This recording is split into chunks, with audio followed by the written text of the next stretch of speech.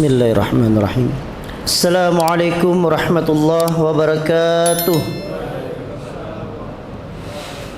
Alhamdulillahirabbil alamin. Assalatu wassalamu ala asyrafil anbiya wal mursalin wa ala alihi wa sahbihi wa barik wasallam ajmain, amma ba'd.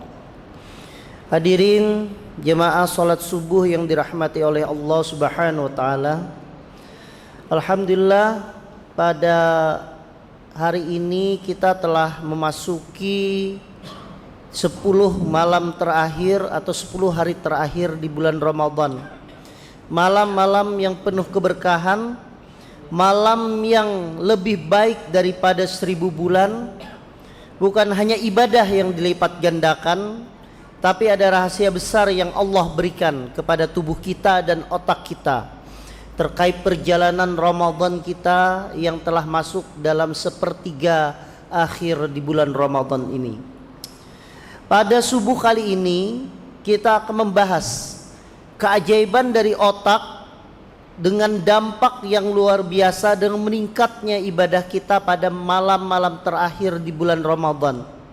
Khususnya ketika kita berpuasa, akhir dari puasa, kemudian kita membaca Al-Quran, dan bagaimana Lailatul Qadar adalah malam yang juga membawa manfaat kesehatan yang luar biasa. Yang pertama tentunya kita membahas tentang masalah puasa. Bagaimana puasa itu punya efek menajamkan otak serta meningkatkan kecerdasan kita. Banyak orang mengira bahwa puasa itu membuat kita lemas dan sulit berpikir. Nanti saja deh mikirnya, sekarang lagi puasa, nanti kalau sudah buka puasa baru kita pikir yang jernih. Banyak orang mengira seperti itu, padahal yang terjadi justru sebaliknya. Ternyata puasa itu mengoptimalkan energi dari otak. Biasanya tubuh kita akan menggunakan gula atau glukosa sebagai sumber utama dari energi. Gula ini didapatkan dari makanan yang kita makan, misalnya dari nasi, dari roti, ataupun dari buah-buahan. Ketika kita makan, tubuh akan memecah makanan menjadi gula atau glukosa yang kemudian digunakan sebagai bahan bakar untuk seluruh organ, termasuk dalam hal ini adalah otak. Tetapi ketika kita berpuasa, tubuh mulai kehabisan cadangan gula dalam beberapa jam saat kita tidak makan. Lalu pertanyaannya, bagaimana tubuh kita mendapatkan energi untuk menjalani aktivitas kita sampai berbuka puasa? Nah, Allah telah menciptakan mekanisme luar biasa dari tubuh kita. Saat glukosa berkurang, tubuh mulai membakar lemak sebagai sumber energi. Lemak ini diubah oleh hati menjadi yang namanya keton, dan kemudian keton inilah yang digunakan sebagai bahan bakar oleh otak. Yang luar biasa, keton adalah bahan bakar yang lebih bersih, yang lebih efisien dibandingkan gula. Jika glukosa itu seperti bensin, maka keton itu adalah bensin yang berkualitas tinggi yang membuat mesin bekerja lebih halus dan lebih tahan lama. Jadi apa manfaatnya ketika keton itu digunakan sebagai bahan bakar otak? Yang pertama, pikiran akan menjadi lebih jernih. Keton akan menghasilkan energi yang lebih stabil, sehingga otak bekerja lebih optimal tanpa mengalami fluktuasi seperti yang terjadi ketika kita mengonsumsi gula secara berlebihan. Kemudian otak akan fokus lebih lama. Saat otak menggunakan keton, aktivitas sel-sel saraf meningkat, membuat kita lebih mudah berkonsentrasi dan daya ingat menjadi lebih kuat. Keton membantu melindungi sel otak dari kerusakan, sehingga memori kita menjadi lebih tajam dan lebih tahan lama. Subhanallah, itulah karunia dari Allah dalam berpuasa. bukan hanya melatih kesabaran, tetapi juga memberi manfaat yang luar biasa bagi kesehatan dan kecerdasan kita. Kemudian yang selanjutnya, puasa itu merangsang pupuk otak. Itu istilah dalam awam. Jadi ketika kita berpuasa, terdapat produksi oleh tubuh yang disebut dengan BDNF, yang disebut dengan Brain Derived Neurotrophic Factor. Zat ini disebut juga dengan pupuk otak secara bahasa awam. Zat ini berfungsi untuk meningkatkan kesehatan dari sel-sel otak, meningkatkan daya ingat, dan mempercepat proses belajar. Jadi tadi, selain keton yang meningkat pada saat kita berpuasa, yang kedua Brain Derived Neurotrophic Factor atau kita menyebutnya dengan pupuk otak juga meningkat. Dan ini punya efek untuk meningkatkan kecerdasan di otak kita pada saat kita berpuasa. Dan yang lebih penting lagi, puasa mengurangi risiko peradangan pada otak. Penyakit Alzheimer, kemudian depresi atau sedih berkepanjangan, dan cemas seringkali disebabkan oleh adanya peradangan di dalam otak kita. Dan puasa membantu membersihkan zat-zat beracun yang ada di otak dan menjaga sel tetap sehat. Inilah rahasia. Ternyata puasa bukan hanya suatu ibadah atau latihan spiritual saja, tetapi juga cara Allah membersihkan otak kita agar lebih tajam dan lebih sehat. Hadirin yang dirahmati oleh Allah Subhanahu wa taala. Selanjutnya kita berbicara tentang Al-Qur'an. Ternyata itu merupakan senjata rahasia untuk otak yang tajam. Apalagi pada saat 10 malam terakhir di bulan Ramadan ini, kita meningkatkan ibadah kita semakin meningkatkan aktivitas pahala kita agar mendapatkan nikmat dan indahnya dari Lailatul Qadar. Maka di 10 malam terakhir ini banyak di antara kita yang meningkatkan ibadah dengan tilawah, dengan qiyamul lail. Dan tahukah kita bahwa dengan membaca Al-Quran itu bukan hanya ibadah, tetapi juga latihan yang terbaik untuk otak kita.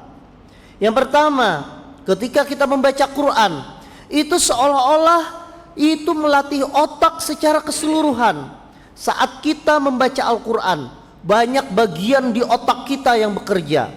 Yang pertama, bagian dari area bahasa, di mana akan mengolah kata-kata yang kita baca tersebut. Itu akan meningkatkan area bahasa di otak kita.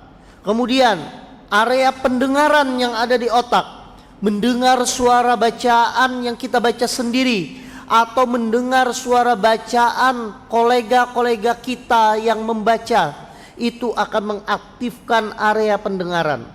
Kemudian yang selanjutnya area emosi, dengan memahami dan meresapi setiap ayat dan makna yang kita baca tersebut. Semakin sering antar sel yang ada di otak kita. Maka daripada itu, dengan meningkatkan bacaan Al-Quran pada bulan Ramadan ini, maka akan meningkatkan konektivitas antar sel. Itu juga berarti akan memperlambat proses-proses kerusakan pada otak, proses-proses yang bisa menyebabkan seseorang menjadi lebih cepat mengalami kemunduran berpikir, lebih menjadi pelupa, bahkan sampai dikatakan penyakit pelupa atau Alzheimer. Dan dikatakan bahwa membaca Al-Quran itu menenangkan sel saraf. Pernahkah kita berpikir atau kita merasa ketika kita membaca Al-Quran, kita merasa lebih tenang, lebih nyaman? Ternyata ini secara ilmiah dikatakan bahwa membaca Al-Quran itu menstimulasi gelombang yang ada di dalam otak. Jadi kalau dokter, terutama dokter saraf, memeriksa aliran gelombang yang ada di otak, aliran kelistrikan, itu akan didapatkan gelombang-gelombang. Ada gelombang alfa, ada gelombang beta, ada gelombang delta. Nah, ternyata pada saat membaca Al-Quran, gelombang yang terstimulasi tersebut adalah gelombang alfa. Gelombang alfa ini terkait dengan meningkatnya ketenangan, meningkatnya konsentrasi dan daya ingat, sehingga dengan membaca Al-Quran punya efek yang luar biasa terhadap ketenangan dari diri kita. Kemudian membaca Al-Quran ternyata merupakan latihan memori yang luar biasa. Pada saat seseorang menghafal Al-Quran, atau mungkin diri kita yang mencoba untuk menghafal Al-Quran, terdapat area di pusat daya ingat otak kita, di hipokampus, akan bekerja lebih aktif. Inilah yang menyebabkan para hafiz atau para penghafal Al-Quran memiliki memori yang sangat tajam dan lebih kuat dalam mengingat informasi. Karena dengan membaca serta mengingat dan menghafal Al-Quran tersebut, area ingatan akan terstimulasi sehingga menyebabkan daya ingat menjadi lebih baik. Luar biasa. Itulah beberapa hal kenapa ibadah yang kita laksanakan bukan hanya tuntutan spiritual, ternyata makna lebih daripada itu, juga punya pengaruh yang baik terhadap kesehatan daripada tubuh kita. Yang selanjutnya, malam Lailatul Qadar, yaitu malam kedamaian yang menyehatkan otak dan tubuh. Hadirin sekalian yang dirahmati oleh Allah Subhanahu wa taala, sudah jelas dikatakan dalam surah Al-Qadar ayat 3, Lailatul Qadri khairum min alfi sahr. Malam Lailatul Qadar lebih baik daripada malam 1000 bulan. Kita tahu bersama bahwa pada malam itu sampai subuh hari, para malaikat akan turun membawa rahmat dan kedamaian hingga terbitnya fajar. Tapi tahukah kita bahwa pada malam ini juga memiliki dampak yang luar biasa terhadap kesehatan kita? Yang pertama, ketika kita melaksanakan qiyamul lail atau sholat di malam Lailatul Qadar, hal ini memberikan efektivitas dan menguatkan otak kita. Bangun di malam hari untuk beribadah merangsang suatu neuroplastisitas, yaitu kemampuan otak untuk terus berkembang. Ini membuat kita lebih tajam dalam berpikir, lebih tajam dalam cepat belajar sesuatu yang baru. Kemudian ketenangan pada Lailatul Qadar akan mengurangi stres dan meningkatkan kesehatan mental. Malam Lailatul Qadar itu dipenuhi dengan ketenangan, kedamaian.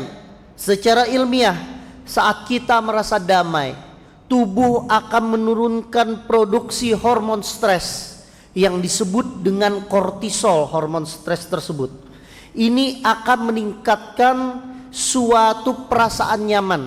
Kita ketahui bersama bahwa hormon stres ini kalau kita pelihara, kalau kita biarkan terus di dalam tubuh kita meningkat, kita pelihara, kita biarkan kita itu selalu dalam keadaan stres. Dengan seperti apa? Terburu-buru, suka marah-marah, kemudian tidak suka melihat orang lain bahagia. Maka yang terjadi adalah hormon kortisol itu akan menyebabkan perubahan di dalam tubuh kita. Pembuluh darah menjadi menyempit, nadi ataupun denyut jantung menjadi meningkat. Ketika pembuluh darah menyempit, nadi meningkat, yang terjadi tekanan darah meningkat. Tekanan darah yang meningkat terus-menerus itu akan menyebabkan gangguan di pembuluh darah.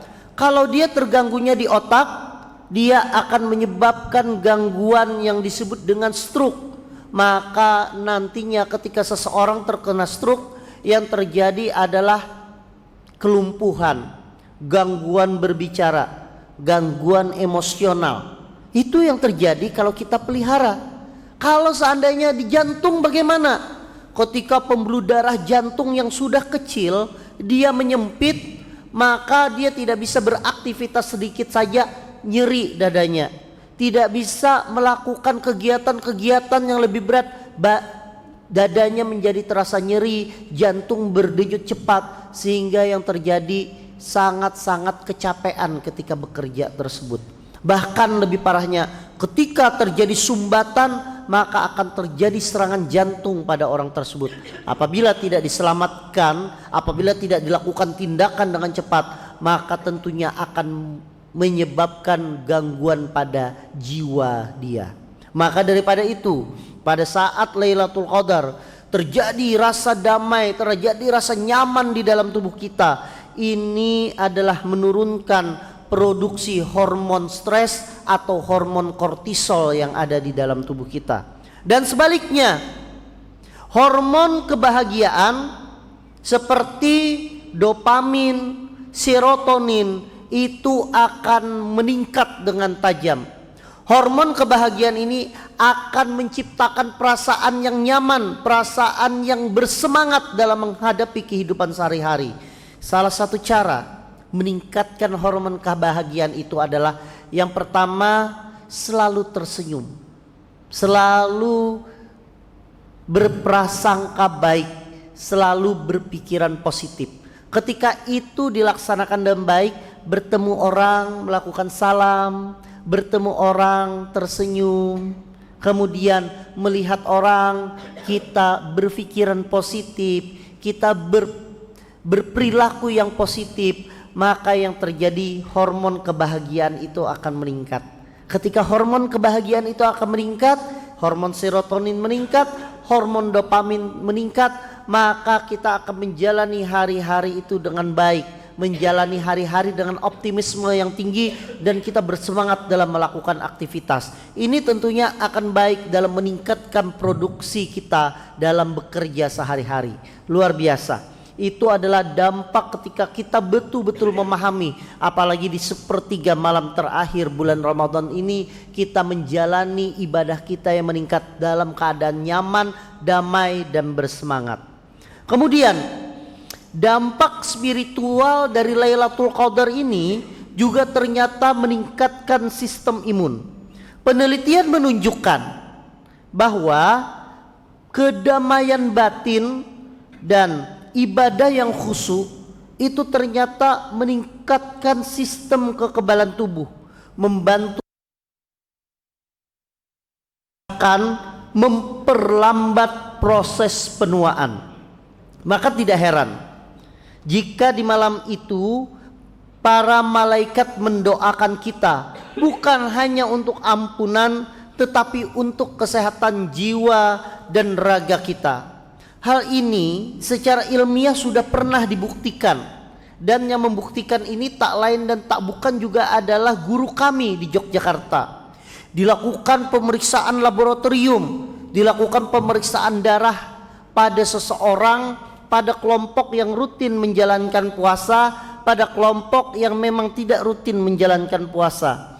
Ternyata subhanallah, pemeriksaan darah tersebut menunjukkan sel-sel yang berhubungan dengan kekebalan tubuh kita, seperti sel darah putih atau leukosit, kemudian yang menjadi sel yang menjadi pertahanan tubuh kita yaitu limfosit, itu ternyata jauh lebih baik daripada orang yang tidak melaksanakan puasa secara rutin. Ini secara ilmiah membuktikan bahwa dengan berpuasa itu memperbaiki sel-sel yang ada di dalam tubuh kita. Bahkan seringkali saya sampaikan dalam beberapa ceramah-ceramah yang saya berikan, suatu penelitian yang dilakukan oleh seorang ilmuwan yang ada di Jepang. Ketika seseorang itu tidak makan, saya sampaikan tidak makan, bukan berpuasa, karena peneliti ini ya tentunya non muslim, tidak makan minimal 12 jam, maka terjadi proses yang namanya autofagi. Autofagi itu adalah di mana sel-sel yang rusak di dalam tubuh kita akan dibersihkan oleh tubuh kita menjadi sel-sel baru yang lebih baik lagi. Ini luar biasa. Dan penelitian ini mendapatkan hadiah Nobel pada tahun 2016. Nama ilmuannya itu adalah Dr. Yoshinori Ohsumi. Ya, jadi dia adalah ilmuwan Jepang. Istilahnya begini, rumah kita ini setiap saat akan ada sampah. Kemudian kita masuk ke dalam rumah membawa debu dan sebagainya. Logikanya, kalau setiap hari rumah kita tidak kita bersihkan, tidak kita pel, tidak kita buang tempat sampahnya, maka yang terjadi rumah kita akan penuh dengan sampah. Rumah kita akan berdebu. Yang terjadi adalah rumah akan jadi bau. Banyak sekali binatang-binatang yang jelek, binatang-binatang yang membawa penyakit, yang akan membawa perasaan tidak nyaman bagi yang diam di sana. Begitu juga tubuh kita. Tubuh kita ini setiap saat akan ada sel-sel yang rusak. Setiap saat ada sel-sel yang terjadi kerusakan karena faktor radikal bebas yang ada di dunia ini, karena ada sinar UV, karena ada makan makanan yang mungkin tidak baik untuk tubuh kita. Maka dengan kita menahan makanan tidak makan selama dalam beberapa jam, penelitiannya yaitu tidak makan 12 jam, terjadi yang namanya proses autofagi. Dengan proses autofagi itu, maka sel-sel yang rusak itu akan diambil, didaur ulang dan diganti menjadi sel yang baru.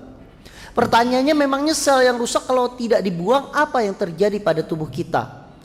Ketika sel tidak dibuang, maka yang terjadi di dalam tubuh kita adalah yang pertama, dia bisa menyebabkan merusaknya sel-sel yang lain. Kalau misalnya sel itu akan merusak sel yang ada di otak, maka akan terjadi penyakit neurodegeneratif, penyakit Parkinson, penyakit Alzheimer atau pikun. Kalau Parkinson itu gemetaran, gerakan-gerakan halus sulit seperti memasang kancing itu menjadi bergemetaran seperti ini, ya. Kalau seandainya sel ini terjadi kesalahan kode genetik, kemudian dia memperbanyak diri, tidak bisa dihentikan, maka dia akan berubah menjadi tumor. Dan tumor tersebut kalau merusak organ lain, pertumbuhannya makin besar, itulah yang disebut dengan kanker. Maka daripada itu, dengan kita melaksanakan puasa ini, itu juga membantu tubuh kita meningkatkan proses yang disebut dengan proses autofagi, atau proses untuk membersihkan diri kita. Luar biasa. Maka daripada itu, hadirin yang dirahmati oleh Allah Subhanahu wa taala, untuk menjalani supaya 10 malam terakhir itu optimal, maka tips kesehatan dalam menjalani 10 malam terakhir ini juga harus kita perhatikan, agar kita bisa mendapatkan manfaat spiritual yang luar biasa, manfaat kesehatan yang luar biasa. Perhatikan hal-hal berikut. Yang pertama, tetap jaga asupan makanan, terutama ya pada saat menjelang subuh, yaitu bersahur. Konsumsi makanan yang baik untuk otak kita itu disarankan pada saat kita bersahur, seperti kita mengonsumsi kurma, kemudian mengonsumsi madu, kemudian bersahur dengan mengonsumsi makanan tinggi protein seperti lauk ikan ataupun kacang-kacangan. Ini sangat bermanfaat sekali untuk membantu kita dalam menjalani 10 hari terakhir bulan Ramadan untuk meningkatkan ibadah kita. Hindari makanan yang mengandung gula berlebihan, karena makanan yang mengandung gula berlebihan itu justru akan mempercepat habisnya energi kita pada saat siang hari. Karena pemakaian gula yang berlebihan itu akan cepat juga dia turunnya. Kemudian yang selanjutnya, karena kita ingin meningkatkan ibadah di malam hari, maka atur pola tidur kita. Bagaimana cara mengatur pola tidur? Maka pastikan tidur itu cukup di antara waktu ibadah malam, agar otak tetap segar dan tidak mudah lupa. Nah, ini yang penting. Kadang karena ingin memaksakan, ya, ingin memaksakan tidak terlewat malam Lailatul Qadar, maka tidak tidur sama sekali. Dengan tidak tidur sama sekali itu justru akan mengacaukan sinyal yang ada di otak. Yang terjadi mungkin saja pada saat pagi harinya, ketika ditanya dia akan bingung karena perasaannya mengantuk tersebut. Sehingga ketika ngantuk itu melanda, maka tetap disarankan untuk beristirahat. Jadi ketika ngantuk tetap tidur, ya, tetapi mungkin akan berpesan dengan temannya, tolong dibangunkan jam berapa untuk melaksanakan sholat tahajud dan sebagainya. Jadi tidak juga disarankan dari segi kesehatan untuk tidur, untuk bergadang terus menerus sampai mata kita tidak tahan, karena justru itu akan menzolimi diri kita, karena tubuh kita punya hak terhadap diri kita. Nah, ini yang harus diperhatikan. Yang selanjutnya adalah perbanyak zikir dan doa. Zikir akan menstimulasi otak yang berkaitan dengan ketenangan dan keseimbangan emosional, sehingga akan mengurangi stres. Selain itu, kalau seandainya mata kita masih nyaman, tidak mengantuk, tentu tetap harus tingkatkan bacaan Al-Quran kita, hafal Al-Quran kita. Ini adalah latihan yang terbaik untuk daya ingat dan kejernihan berpikir. Dan yang paling penting adalah perbanyak kegiatan sujud dan ruku, perbanyak sholat kita, karena gerakan dalam sholat melancarkan aliran darah di otak, memberi lebih banyak oksigen dan nutrisi yang membuat otak bekerja lebih optimal. Dan sebagai penutup, hadirin yang dirahmati oleh Allah Subhanahu wa Ta'ala, kini mungkin kita sudah paham bahwa puasa tidak hanya melatih kesabaran, tetapi juga menajamkan otak dan meningkatkan kecerdasan. Kita juga tahu bahwa dengan membaca Al-Quran itu merupakan bukan sekadar ibadah, tetapi juga latihan terbaik untuk meningkatkan ketajaman dari otak kita. Dan yang lebih luar biasa, Lailatul Qadar bukan hanya malam penuh berkah, tetapi juga malam yang membawa ketenangan jiwa, meningkatkan kesehatan, dan memperkuat daya fikir kita. Maka marilah kita manfaatkan 10 malam terakhir ini sebaik mungkin. Ini adalah peluang emas bagi jiwa, otak, dan tubuh kita. Semoga Allah memberikan kesehatan, ketenangan, dan keberkahan di malam-malam penuh rahmat ini. Fastabiqul khairat. Wassalamualaikum warahmatullahi wabarakatuh.